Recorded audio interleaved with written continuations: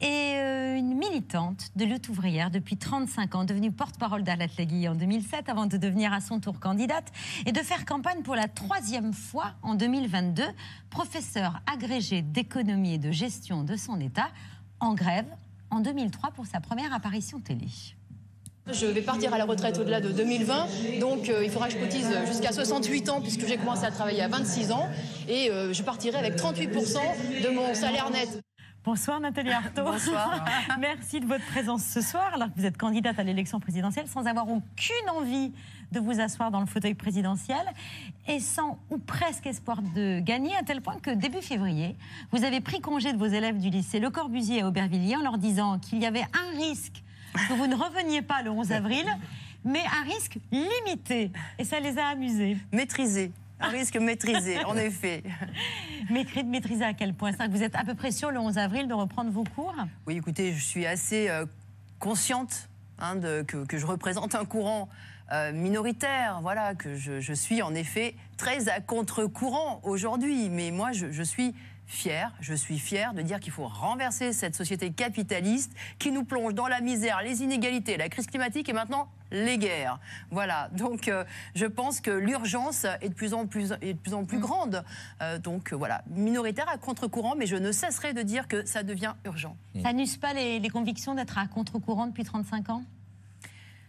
Non, écoutez, moi, c'est la société actuelle qui quand même a de quoi révolter, a de quoi user. Écoutez, qui peut prétendre aujourd'hui qu'on va vers la prospérité, la paix, l'harmonie entre les peuples, que finalement on va résoudre tous les fléaux là qui sont en face de nous? On voit qu'on s'enfonce. Moi, ce qui me frappe, c'est que bon, il y a eu le krach financier en 2008. Là, on sort, enfin, je ne sais pas, d'une crise sanitaire. On n'est pas sûr d'en sortir et crac. On plonge dans une guerre dont on sait où elle a commencé. Mais qui peut dire jusqu'où elle ira, cette guerre? Et moi, je pense qu'en effet, les conséquences vont être graves, sur le terrain politique, mais aussi sur le terrain économique et social. Donc on rentre pour moi dans une nouvelle période, très dure. Et comme à chaque fois dans ces périodes de crise, qui est-ce que l'on fait payer? C'est le monde du travail, c'est les classes populaires. Parce qu'il n'y a pas de doute. La grande bourgeoisie, on va l'aider pour que son business continue. Je vous ai entendu à plusieurs reprises ces dernières semaines sur la guerre en Ukraine et je n'ai pas bien compris le rapport que vous faites entre la guerre et le capitalisme. Pourtant, c'est un rapport évident. C'est un rapport évident. Vladimir Poutine a fait le dernier pas vers la guerre fratricide. Et il a une responsabilité écrasante, évidente. Mais c'est un bras de fer qui se déroule depuis déjà des décennies, et un bras de fer qui se déroule entre la bureaucratie russe et entre les États-Unis, l'OTAN et le camp impérialiste, qui a une volonté expansionniste à l'Est, qui a poussé ses bases militaires et qui, en effet, cherche à étendre... Vous décrivez un affrontement de puissance, mais le rapport avec le capitalisme... C'est pas...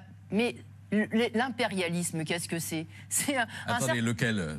Le russe ou l'américain? L'ordre impérialiste dans lequel nous vivons, c'est précisément une planète qui est dominée par les trusts capitalistes, mais qui sont concentrés à un point que prenez les trusts de l'énergie, ils sont combien? Une vingtaine de par le monde. Donc c'est en effet un ordre impérialiste où finalement ces entreprises qui se concurrencent, qui cherchent toujours à aller plus loin, à se piquer des parts de marché, etc., eh bien poussent à la rivalité entre nations. Et ça, c'est... Bon, là, ça se décline en Russie. Mais écoutez, moi, ça fait plusieurs mois, c'était la Chine. Alors, c'était tous les jours qu'il y avait une espèce d'ambiance, là, guerrière qui montait contre la Chine. Oui, pas eu. Oui, d'accord. Mais tout ce temps... Tout est en train de se tendre. Voilà. Et moi, je suis frappée par l'accélération de cette course à l'armement. Et tout le monde applaudit. Alors, tout le monde est en train de se réarmer. Vraiment. Et tout le monde applaudit. Alors, on parlait de la planification écologique il y a quelques mois. Maintenant, on parle de la planification pour se réarmer. Enfin, franchement, voilà. Voilà où va la société. Il faut quand même le regarder en face. Ils préparent les futures guerres. Nos dirigeants, les états-majors, celle-là, il s'agit de se réarmer pour essayer d'arrêter celle-ci.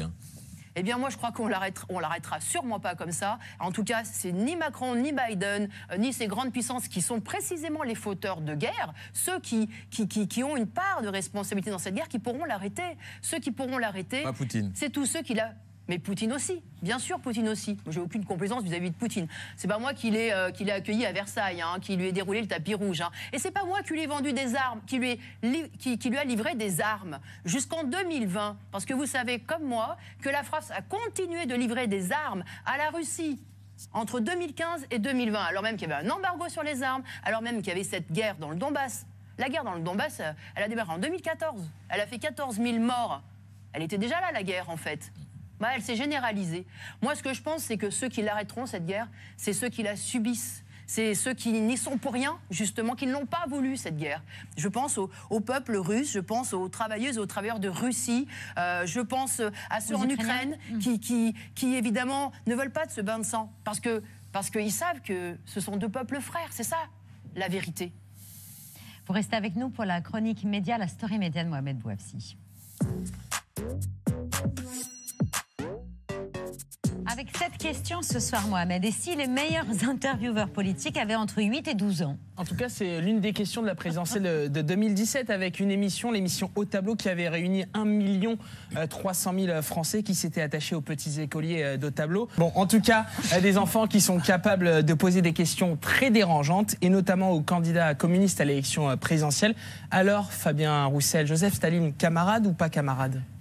D'un côté, il a participé à la libération de l'Europe, et de l'autre, il a été responsable de millions de morts dans son pays, avec la création des goulags. Donc, je ne sais pas comment on peut faire. Vous voyez, c'est pas... je sais pas où le mettre. Mais, camarade ou pas camarade? Qu'est-ce qu'on retient de lui? On retient de lui quoi? Le général qui a fait... Oui, eh ben alors, on le met là. Et oui, les enfants ont plus retenu les millions de morts que plutôt le fait de libérer l'Europe. Camarade ou pas camarade? Ah non, pas camarade. Pas camarade, hein, on est d'accord. Chez les trotskistes, on n'est pas camarade. Pas camarade. Je vous ferai remarquer, vous savez qu'on parle beaucoup de l'indépendance de l'Ukraine. Oui. C'est précisément les révolutionnaires en 1918 qui l'ont accordé, l'indépendance de l'Ukraine. Parce que le droit des peuples à disposer d'eux-mêmes, ça veut dire quelque chose pour les révolutionnaires. En tout cas, pour moi, ça veut dire quelque chose. Mais je pense aussi que se libérer véritablement, ça sera supprimer l'exploitation de l'homme par l'homme. Quand on arrêtera avec cette société qui a qu'une seule boussole, c'est la soif du profit. Voilà. Donc je pense que ce sera la véritable émancipation et la libération, non seulement des peuples, mais de chaque individu et des travailleurs. On rappelle qu'Au Tableau, c'est demain gratuitement sur MyCanal et dimanche soir sur C8. Alors vous êtes professeur, comme Babette le disait il y a quelques minutes. Alors vous avez dû sans doute avoir des questions embarrassantes en classe. Ça a été parfois le cas sur votre vie privée? Sur ma vie privée? Oui. Non, pas vraiment. Alors je vais me comporter comme un enfant, hein, puisque je vais parler de votre vie privée. Vous avez expliqué que vous ne parliez jamais de votre vie privée, sauf si cela avait un sens politique. Alors vous avez confié Vivre en union libre. Le candidat Macron propose de revoir la fiscalité des concubins et ces couples qui sont ni mariés ni pacsés. Ça leur permettra de faire une réduction, une déclaration commune et donc de réduire leur montant de leur impôt sur le revenu. Cette mesure, elle peut vous intéresser, vous personnellement, et ces millions de Français pour augmenter leur pouvoir d'achat?